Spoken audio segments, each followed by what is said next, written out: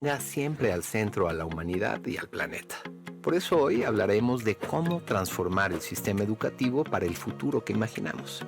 Escucharemos a Aurelio Nuño y Ben Schneider, dos referentes que desde ámbitos distintos han puesto su trabajo al servicio de una misma tarea: imaginar nuevas formas de educar. Aurelio es politólogo por la Universidad Iberoamericana y maestro en estudios latinoamericanos por la Universidad de Oxford. Fue jefe de la oficina de la presidencia y secretario de Educación Pública, donde lideró una profunda reforma educativa. Además, ha realizado estancias de investigación en la Harvard Graduate School of Education. Ben Schneider es profesor internacional Ford de Ciencias Políticas y director del programa MIT Chile.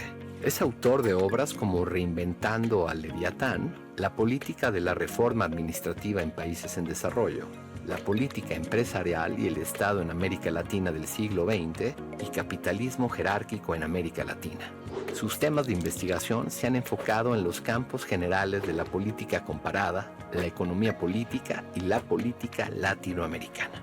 Hoy escucharemos sobre la importancia de instituciones sólidas, visionarias, capaces de transformar la manera en que educamos para enfrentar los retos del presente y construir futuros sostenibles. Hablan Aurelio y Ben y escuchamos todos. Habla 2025. Escucha, imagina, crea, transforma. Hola.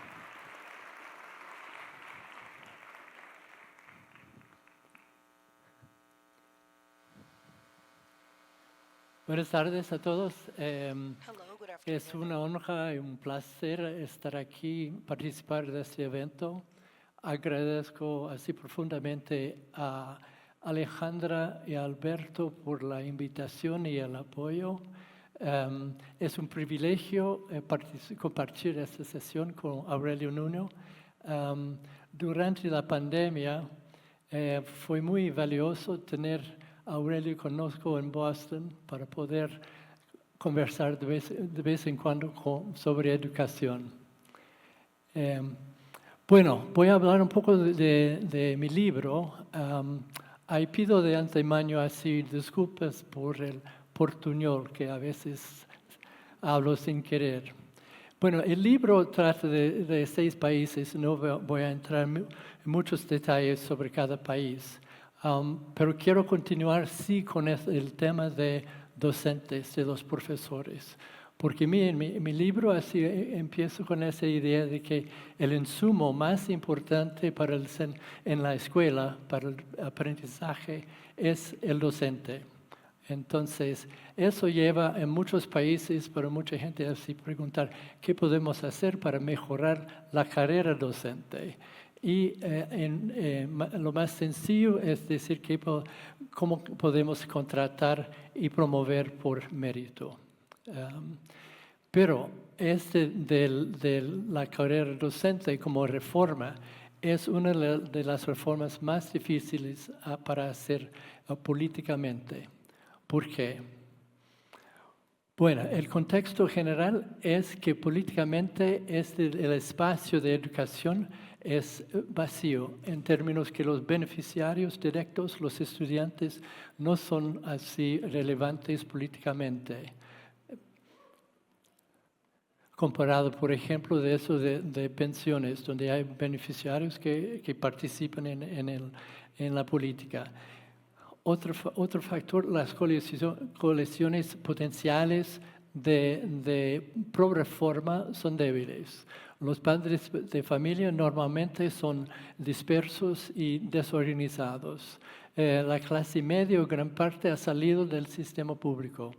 Las empresas y los empresarios o no necesitan de trabajadores cualificados o capacitan a sus propios empleados. Y en consecuencia, por esa debilidad, los opositores son más fuertes, son los políticos clientelistas y sindicatos de profesores, a veces, y voy a hablar así de las diferencias.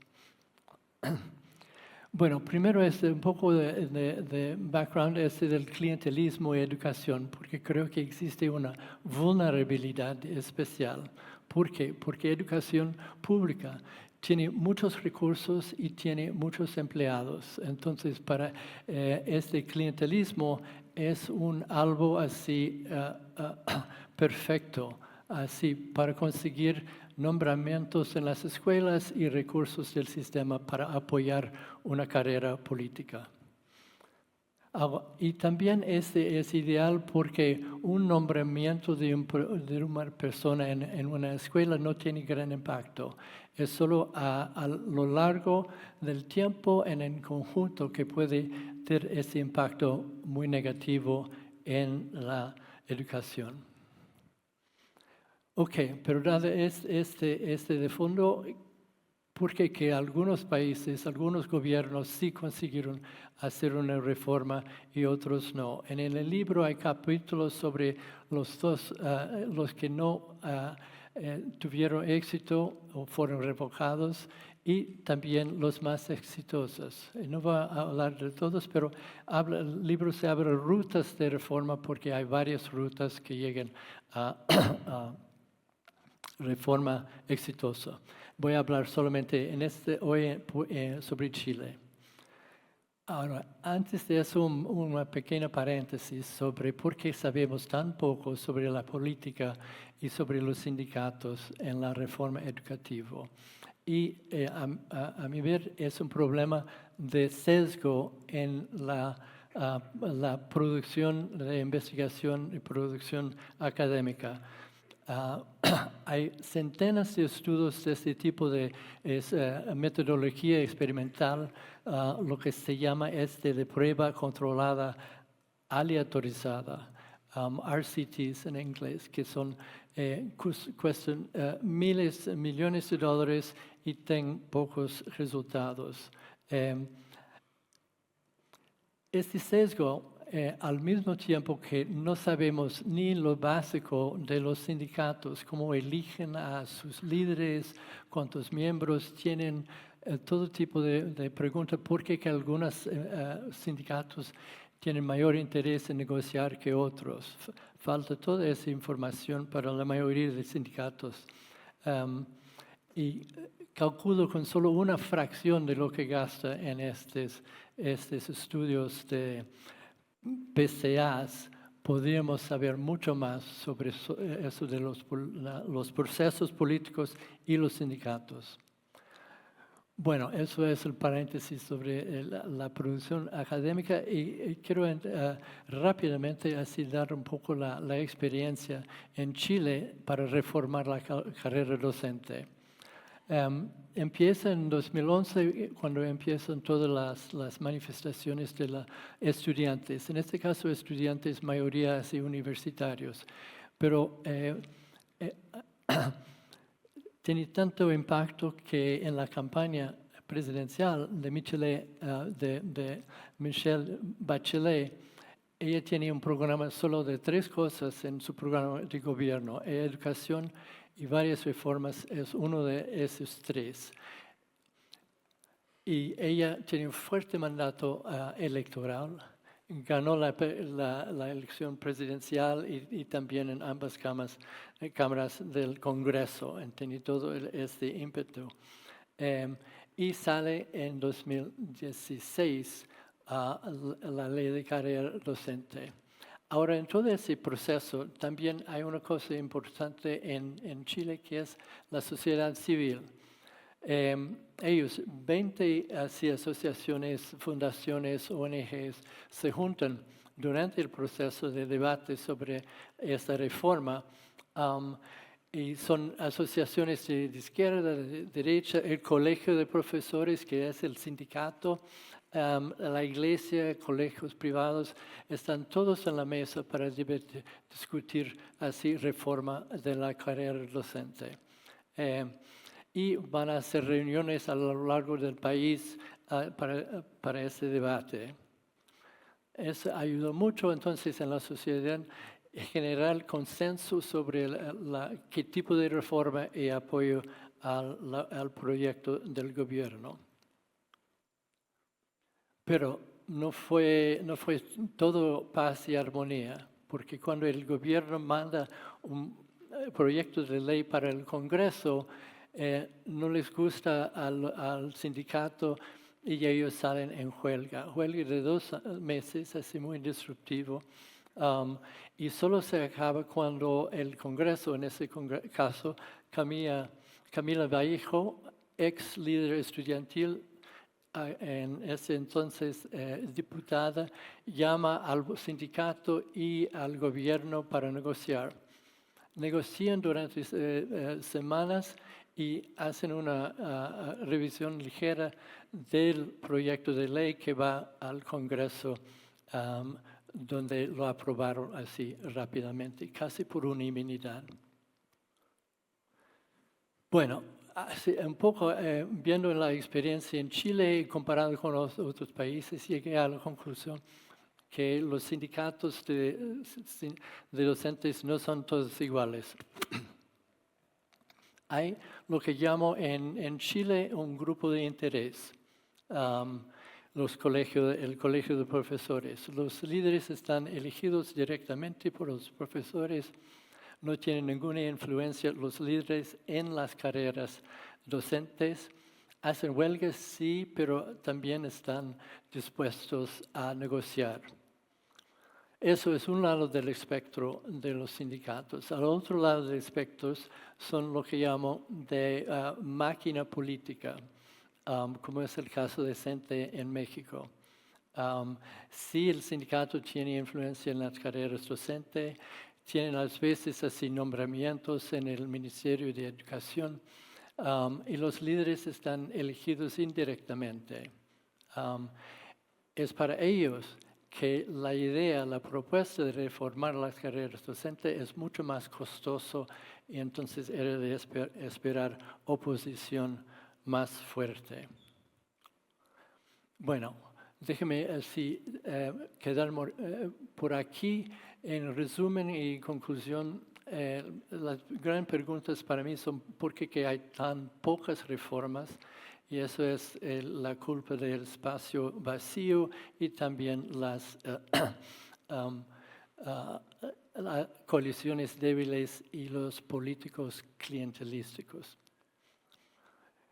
Porque tuvieron algunos casos así ese éxito, como en Chile, ese fue un mandato electoral y el apoyo de la sociedad civil y al final ese momento de negociación con los profesores. Y porque sabemos tampoco es mi queja así del académico aquí. Entonces, muchas gracias.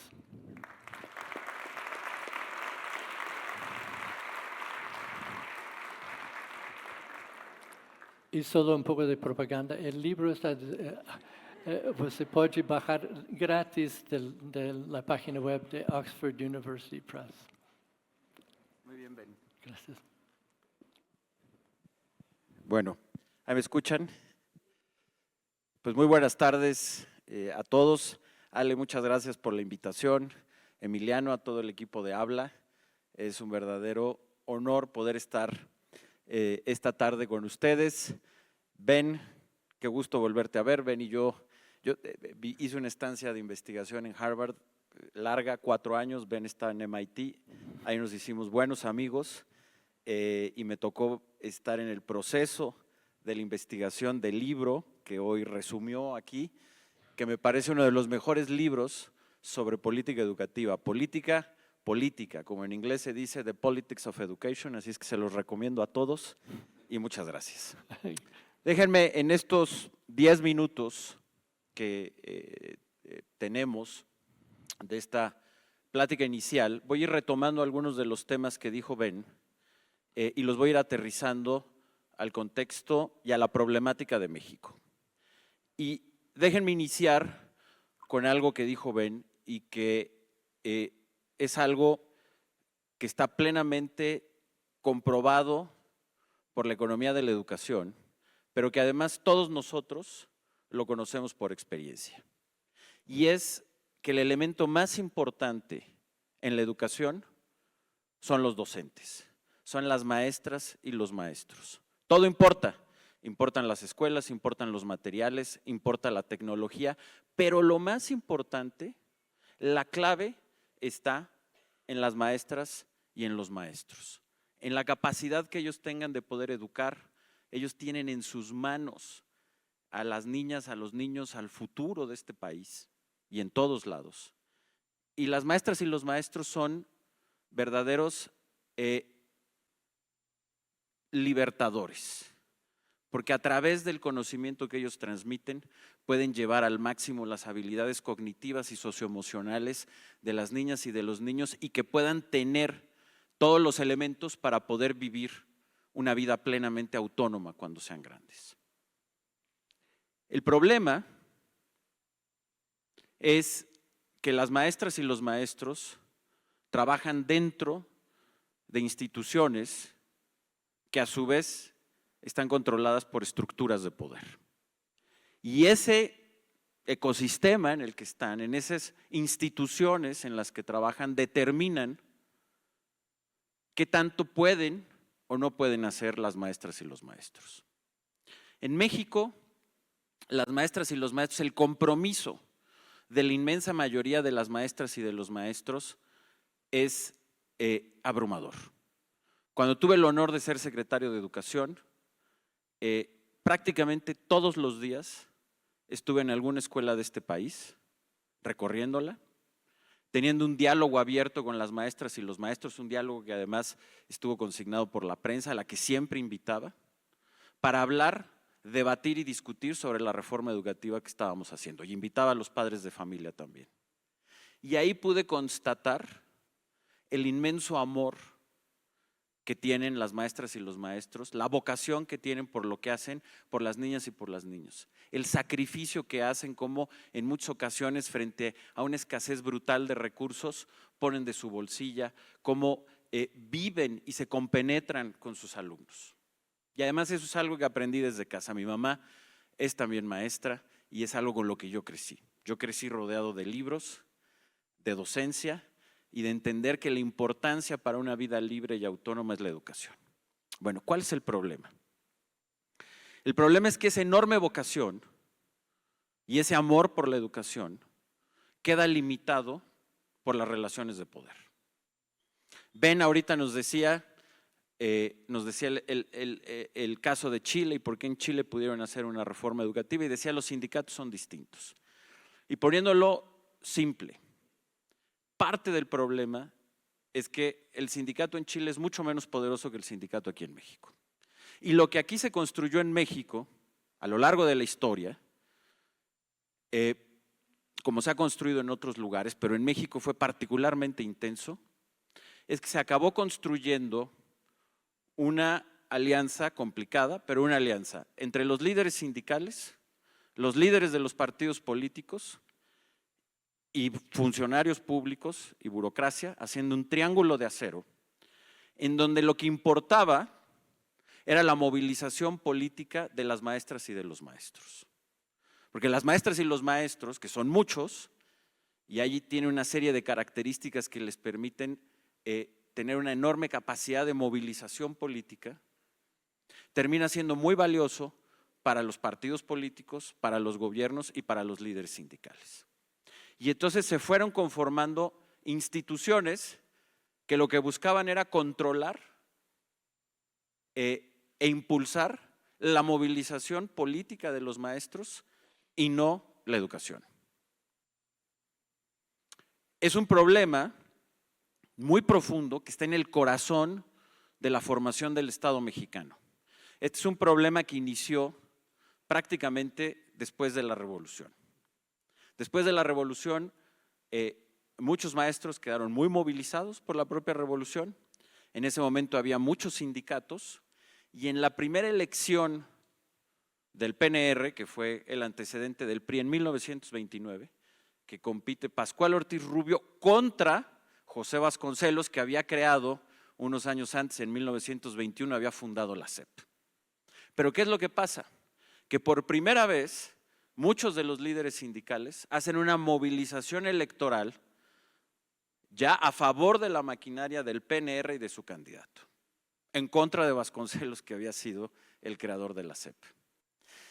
Y de inmediato, el gobierno lo que hizo, todavía el gobierno de Portes Gil, que estaba por salir, de inmediato a muchos de esos líderes les entregó el control del estatuto docente, es decir, de las reglas para el ingreso y la promoción de los maestros.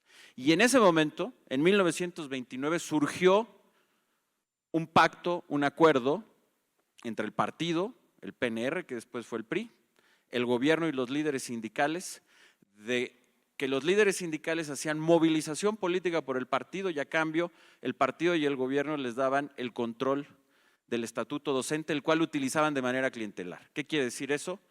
Que lo podían manejar de manera arbitraria y entonces si un maestro quería una promoción, si un maestro quería un aumento de salario, etcétera, etcétera, tenía que hacer trabajo político por el sindicato, no estar necesariamente en su aula. Y eso empezó a crecer, ese acuerdo. En los años 40, en 1943, se creó el CENTE, el Sindicato Nacional de Trabajadores de la Educación, que unificó a todos los sindicatos y que en alianza con el gobierno recibió todavía más beneficios que le ayudaron a la movilización. Uno, por ejemplo, todas las cuotas al sindicato fueron obligatorias y el gobierno las descontaba directo sin preguntarle a los maestros de su salario. Y se las daba al sindicato y eso convirtió al sindicato en una organización multimillonaria. Permitió que los maestros pagados por el gobierno pidieran una comisión para hacer trabajo político por el sindicato. Se crearon comisiones mixtas en donde los líderes sindicales definían las condiciones de trabajo de los docentes, ellos seleccionaban y nombraban a muchos de los docentes, hacían las promociones, los pagos, etcétera, y eso condicionado a la movilización política. En los años 70, el líder en ese entonces del CENTE, Jongitud Barrios, con muchísimo cinismo, decía que las maestras y los maestros eran los plomeros del sistema electoral mexicano, porque eran ellos los que hacían la movilización electoral del PRI, en el campo y en las ciudades. Y antes de que existiera el INE, el IFE y el INE, los que montaban las casillas, las cuidaban y en muchos casos hacían los fraudes electorales, eran los líderes sindicales y la movilización que tenían a partir de ese control totalmente arbitrario, en el cual fueron metiendo a los maestros bajo una estructura de dominación plenamente arbitraria. Mucha gente pensaba que esto podía terminar con la democracia, porque era un problema del corporativismo del PRI. Pero la realidad fue lo contrario. Y fue uno de los problemas de cómo hicimos una transición a la democracia, es decir, cambiamos el régimen o las instituciones que permiten llegar al poder, pero no se modificaron el resto de las instituciones que permiten gobernar. Y entonces ese acuerdo corporativo no cambió. Al contrario, se volvió más fuerte porque con la democracia la movilización electoral de los maestros vale todavía más que cuando tenías un partido hegemónico. Y lo que hizo el sindicato, el CENTE, y en ese momento lo que hizo el Bester Gordillo con mucha inteligencia fue salirse del PRI, porque el CENTE era parte orgánica del PRI, y empezó a generar unidades magisteriales en todos los partidos. Después se dio cuenta que podía formar su propio partido, hizo su propio partido y negociaba con el resto la movilización electoral. Entonces en los estados, compitiendo ahora por democracia, decía, yo movilizo, pero al ganar, tú gobernador me entregas la Secretaría de Educación. Y eso también sucedió a nivel federal. Acabaron haciendo un acuerdo con el PAN, recordarán la elección de Felipe Calderón, el Bester hace un acuerdo con él, moviliza, gana por poquito y a cambio de esa movilización le entregan la Subsecretaría de Educación Básica al yerno del Bester Gordillo.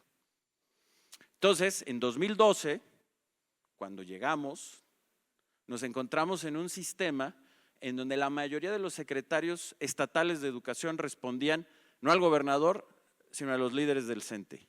Y la propia Secretaría de Educación, la Subsecretaría de Educación Básica, estaba controlada por el CENTE, no por el gobierno federal.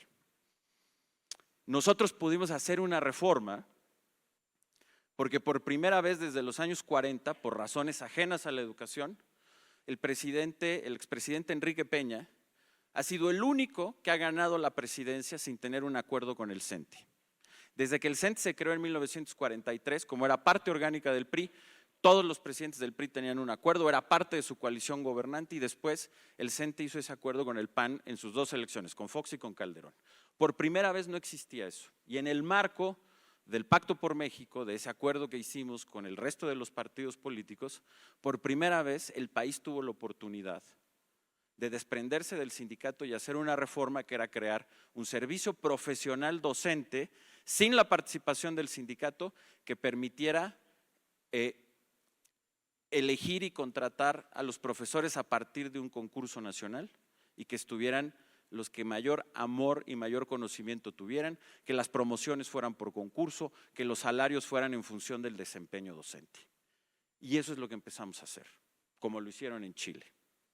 Fue muy complicado porque tuvimos la oposición, obviamente, de los líderes sindicales. ¿Y qué es lo que terminó pasando? Y con esto casi concluyo.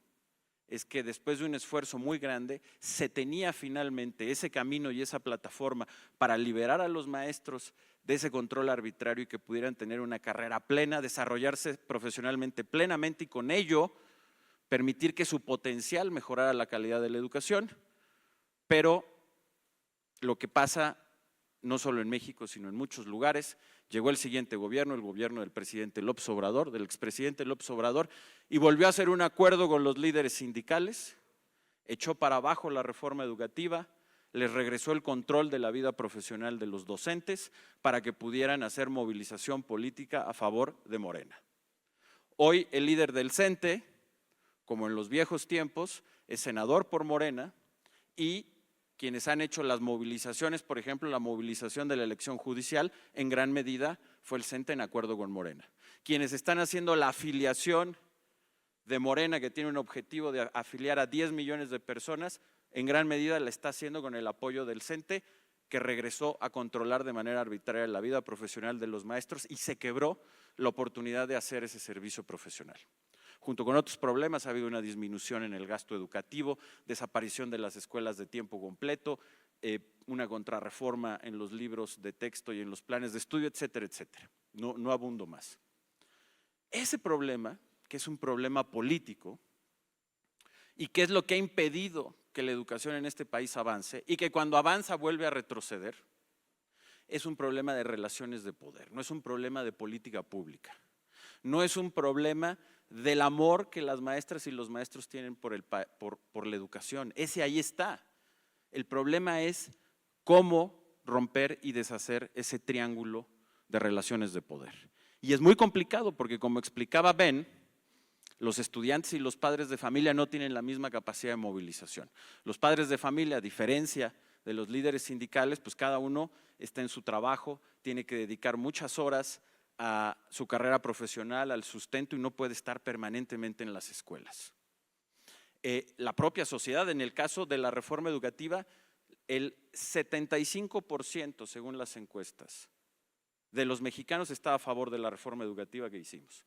Y el 65% de los docentes estaba a favor, pues claro que preferían, aunque tuvieran que hacer evaluaciones y concursos, ganarse su plaza y sus ascensos y su salario por su propio mérito y no depender del poder arbitrario de un líder sindical y tener que estar haciendo trabajo político en lugar de estar en las aulas.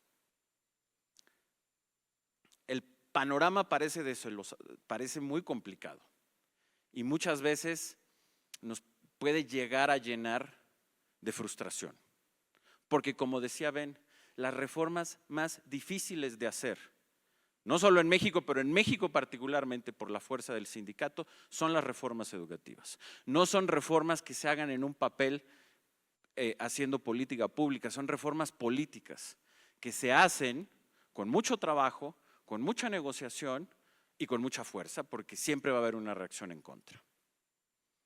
Simplemente quiero concluir agradeciendo este espacio, porque creo que lo más importante frente a este enorme problema es que lo empecemos a hablar. Porque como también decía Ben, es un problema que como no está tan evidente, no es un asalto en la calle, no son faltas de vacunas en los hospitales, es algo que no se ve en la superficie. Y entonces es algo de lo que nadie habla. Además, a los partidos políticos no les conviene hablar, porque todos se han beneficiado de esa movilización y tampoco a los líderes sindicales. El primer paso para volver a solucionar ese problema, que además debe ser la esencia de la transformación de México, si en México queremos tener una vida libre, que todas las personas puedan tener una vida autónoma y poder vivir la vida que quieren vivir, se requiere una educación de calidad. La transformación tiene que empezar ahí. Y por más difícil que sea, el primer paso es poderlo hablar y poderlo platicar abiertamente, directamente, sin esconder la realidad, señalando los problemas políticos. Porque, y con esto concluyo, yo he escuchado muchas veces, hay que despolitizar la educación. Entiendo, es decir, la educación tiene que estar enfocada en educar y no en hacer política, pero para que logremos eso, tenemos, en un buen sentido, que politizar más la educación. Porque esa educación que queremos no la vamos a ganar sentados en un escritorio. La vamos a ganar discutiendo, hablando, yendo a los debates, en las calles, haciendo conciencia de este enorme problema y empezar a movilizar conciencias, que es algo que está en el centro de la educación. Yo, con esa reflexión, los dejo y les agradezco mucho que nos hayan escuchado. Seguiremos ahorita aquí en un diálogo y estaremos también muy atentos a sus preguntas. Muchas gracias.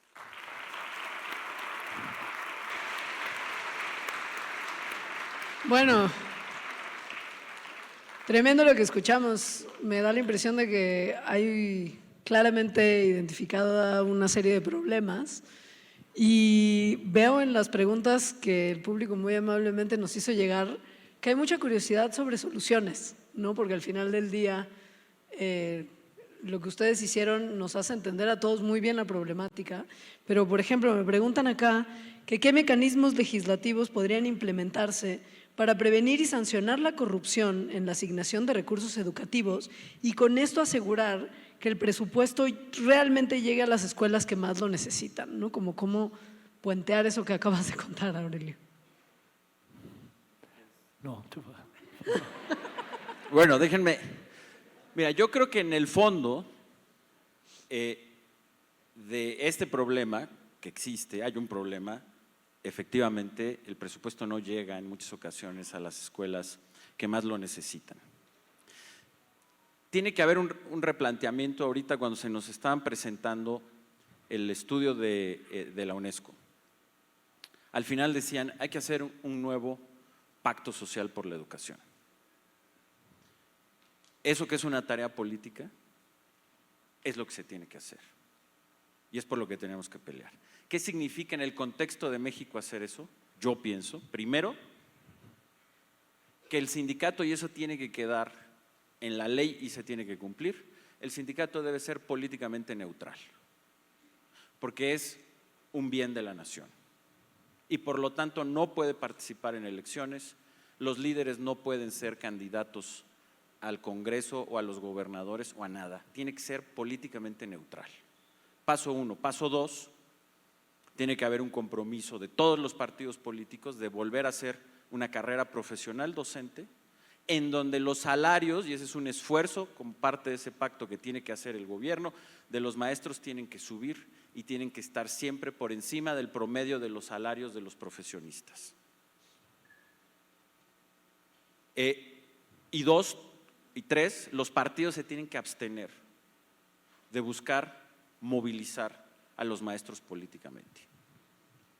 Si logramos hacer eso como un acuerdo político, que esté en las leyes, pero más allá de que esté en las leyes, que esté en la práctica, en ese momento el sistema educativo de este país va a empezar a mejorar. Ahora, se dice muy fácil, hacerlo es muy difícil, por obvias razones, porque todo el mundo sale beneficiado políticamente de la situación actual. Líderes sindicales, partidos políticos, gobierno. Hacerlo requiere de un esfuerzo gigantesco que, reitero, empieza por tener estos diálogos. Muchas gracias, Aurelio. Por favor. Bueno, yo solamente podría agregar algo así en términos generales. Es que cuando pensamos del poder del sindicato, este poder se depende mucho del contrapeso que existe o la falta de contrapeso Entonces, este contrapeso es muy importante pensar cómo así construirlo, cómo sí, agregar personas. Y creo que, bueno, en primer lugar, eventos como este son muy importantes sí, para levantar un poco la visibilidad del asunto de educación y sus problemas. Pero también, como dije sobre la importancia de sociedad civil en Chile, eso existe también en una sociedad muy fuerte y organizada en Brasil. Entonces son dos cosas, es de tener mucha gente en la sociedad civil y el poder de coordinar y organizar en un conjunto. Que justo nos enviaban una pregunta para ti, Ben, que creo que un poco la respondes acá, que tiene que ver con que si la educación del futuro requiere nuevas capacidades, tanto digitales como socioemocionales, como ciudadanas, ¿qué actores son los que tendrían que estar liderando la transición? ¿El Estado, el sector privado, la investigación académica o nuevas coaliciones? Que aquí yo creo que la parte que faltaría nada más es mencionar a la sociedad civil, que en todo lo que nos cuentas es un eje fundamental para el cambio, ¿no? Sí, claro. Pero ¿cuáles fueron los otros actores? ¿Los empresarios? El Estado, el sector privado, la investigación académica o nuevas coaliciones. Sí, sí. Bueno, infelizmente me parece que el mundo académico no tiene tanto poder en esto, entonces puede así contribuir con ideas y investigación, pero sí creo que es importante por parte de los empresarios. Y como dije, lo que me sorprendió en la investigación fue la falta de interés por parte de los empresarios en hacer parte de una coalición activa. Sí, cuando se ve todos los empresarios, las asociaciones de empresarios dicen siempre estamos a favor de más educación, de mejor educación, pero no es que realmente ponen recursos y esfuerzo. Y eso viene de mucha gente en gobierno que han dicho que no, los empresarios infelizmente no ayudaron mucho. Entonces, es un poco de tentar, la solución sería de intentar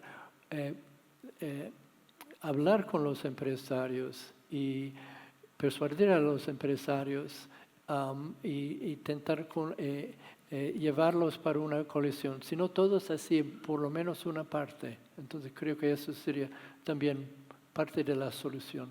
Claro. Aurelio, te mandan una pregunta directamente desde la Universidad Iberoamericana y que es, ¿cómo podemos hacer para romper con el corporativismo en educación si llevamos en ello 82 años? ¿Y qué harías tú diferente en el tema de la evaluación docente que se implementó con la reforma del 2013? Mire, yo primero, sobre el corporativismo, es, en mi opinión, uno de los mayores retos, no solo en educación, sino en cómo poder hacer una verdadera transformación del Estado mexicano. Prácticamente todas las instituciones del Estado mexicano están construidas con relaciones de poder clientelares y corporativistas. Y eso requiere de reformas que son mucho más difíciles que cierto tipo de reformas económicas, incluso más difíciles en muchas ocasiones que reformas de democratización en donde todos los actores pueden estar de acuerdo. Aquí el problema es que hay actores muy poderosos que tienen beneficios directos de ello.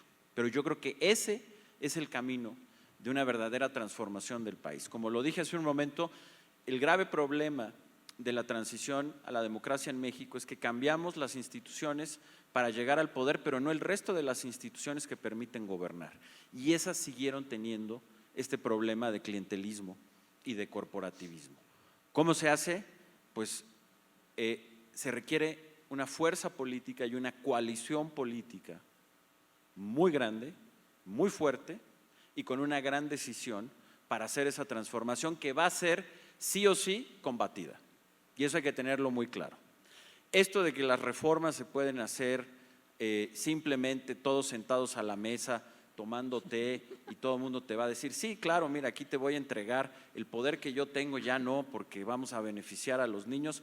Eso, perdón, solamente está en la cabeza o pues, de políticos muy ingenuos o de estudiosos también muy ingenuos. Esa no es la realidad. Se necesita una gran convicción y dar esa pelea que se tiene que dar, y yo creo que esa es una fundamental. Respecto a las evaluaciones que hicimos y en general a la reforma, yo estoy convencido que era el camino correcto. Ahora, ¿fue perfecto? No, nos equivocamos, claro.